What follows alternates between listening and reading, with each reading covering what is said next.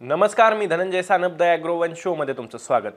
डिसेंबर अखेरपर्यंत राज्यातील 28,606 कोटी रुपयांचं पीक कर्ज शेतकऱ्यांनी थकवलं असून मार्च अखेरीस थकीत कर्जाचा आकडा 40,000 कोटी रुपयांच्या वर पोहोचण्याची चिन्ह आहेत।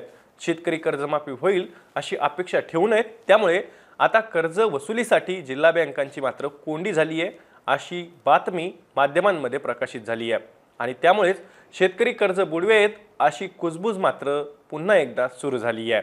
कर्ज थकबाकीच्या या प्रकरणात शेतकरीच खलनायक आहेत असं चित्र रंगवलं जात आहे, पण शेतकऱ्यांचं थकीत कर्ज वाढण्यामागे प्रामुख्याने केंद्र सरकार आणि राज्य सरकारची शेतकरी विरोधी धोरणं आणि निर्णय कारणीभूत आहेत याकडे मात्र सोयीस्कर कानाडोळा केला जातोय।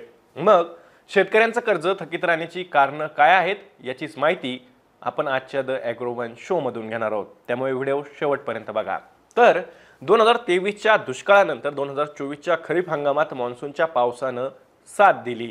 शेतकऱ्यांनी मोठ्या उत्साहानं पीक कर्जासाठी बँकांची दार ठोठावली, परंतु लोकसभा आणि विधानसभा निवडणुकांच्या धामधुमीत शेतकऱ्यांचं पीक कर्ज वेळेत मंजूर करण्यात आलं नाही।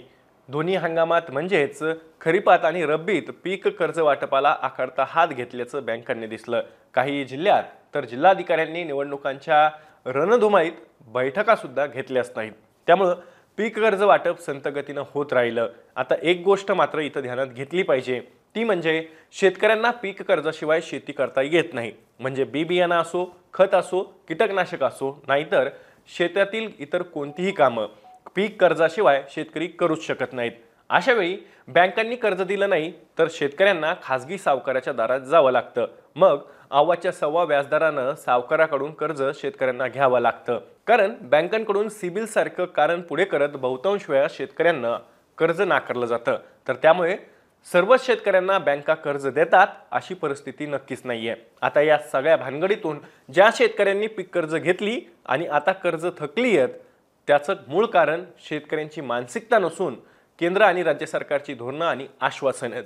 ती कशी तर मागील 3 वर्षापासून केंद्र सरकारच्या शेतकरी विरोधी निर्णयांमुळे राज्यातील कापूस, सोयाबीन या प्रमुख पिकांसह तूर, हरभरा, कांदा, ऊस उत्पादक शेतकरी जेरीस आलेत। या पिकांच्या आयात निर्यात धोरणातल्या लकव्यानं शेतकऱ्यांचं अक्षरशः कंबर डमोडलंय। मागच्या खरीपात तर शेतकऱ्यांना हमीभावापेक्षाही कमी दरात शेतमाल विकावा लागला। या हंगामातही वेगळी परिस्थिती नव्हती, त्यामुळे शेतकऱ्यांचा उत्पादन खर्चही वसूल झाला नाही। याकडे शेतकऱ्यांनी वेळोवेळी सरकारचं लक्ष वेधण्यासाठी आंदोलनं, मोर्चा, निवेदनाचा मार्ग वापरला, पण तरीही केंद्र सरकारनं निवडणुकांच्या आधीच निर्यातीचा लगाम आवळून आयातीचा कासरा मोकळा सोडला। त्यामुळे तेलबिया, कडधान्य, कांदा, ऊस उत्पादक शेतकऱ्यांच्या ताटात मातीच मिसळली गेली। तर दुसरीकडे 2023च्या खरीपात दुष्काळ आणि 2024च्या खरीपात अतिवृष्टी, कीड रोगाच्या प्रादुर्भावानं शेतकऱ्यांच्या पिकांचं आतुनात नुकसान केलं, त्यामुळे उत्पादनातही घट आली। तरी शेतकरी मात्र कसाबसा तग धरून राहिला। त्यात विधानसभा निवडणुकीत राज्याचे तत्कालीन उपमुख्यमंत्री देवेंद्र फडणवीस आणि त्यांच्या भाजप पक्षानं शेतकऱ्यांना संपूर्ण कर्जमाफीचं आश्वासन दिलं। 7/12 कोराच करू अशी ग्वाहीच फडणवीसांनी दिली, त्यामुळे शेतकऱ्यांना दिलासा मिळेल अशी शेतकऱ्यांना आशा लागली, कारण आधीच शेतमालाचे दर पडल्यानं शेतकऱ्यांची आर्थिक कोंडी झालेली होती, कर्ज थकली होती, बँक नवीन कर्ज द्यायला तयार नव्हती, राज्य सरकारनं आधी जाहीर केलेल्या कर्जमाफीच्या अंमलबजावणीचाही ताळाला मेळ नव्हता, त्यामुळे पात्र शेतकरी लाभापासून वंचित राहिले। त्यात फडणवीस आणि भाजपच्या जाहीरनाम्यातील कर्जमाफीच्या आश्वासनामुळे शेतकऱ्यांना कर्जमाफी मिळेल असंच वाटू लागलं। विद्यमान मुख्यमंत्री फडणवीस तर निवडणुकींपूर्वी शेतकऱ्यांची कर्जमाफी केल्याशिवाय राहणारच नाही अशा आविर्भावात बोलत होते, त्यामुळे एकदा फडणवीसांची ग्वाही काय होती ते तुम्ही पाहूनच घ्या की आम्ही ठरवलंय शेतकऱ्यांना कर्जमाफी आम्ही देणार आहोत। शेतकऱ्यांच्या 7/12वर कर्जाचा उतारा राहणार नाही अशा प्रकारचा निर्णय देखील आपल्या सरकारने घेतलाय।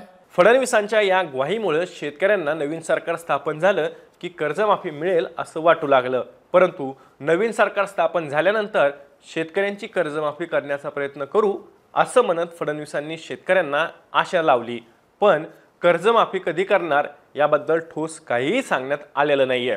परिणामी आधीच 3 हंगामात तोट्यात गेलेल्या शेतकऱ्यांमध्ये संभ्रमाची स्थिती निर्माण झाली। आणि त्यामुळेच आपण कर्ज भरलं आणि राज्य सरकारनं नंतर कर्जमाफी केली तर मात्र आपलाच तोटा होईल अशी भीती शेतकऱ्यांच्या मनात निर्माण झाली आहे।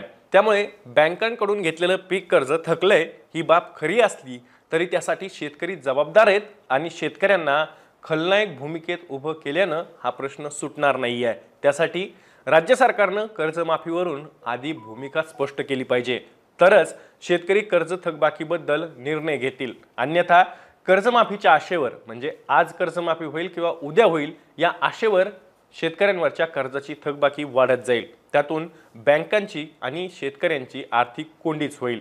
आता याबद्दल तुम्हाला काय वाटतंय कमेंट बॉक्समध्ये तुमचं मत नक्की व्यक्त करा।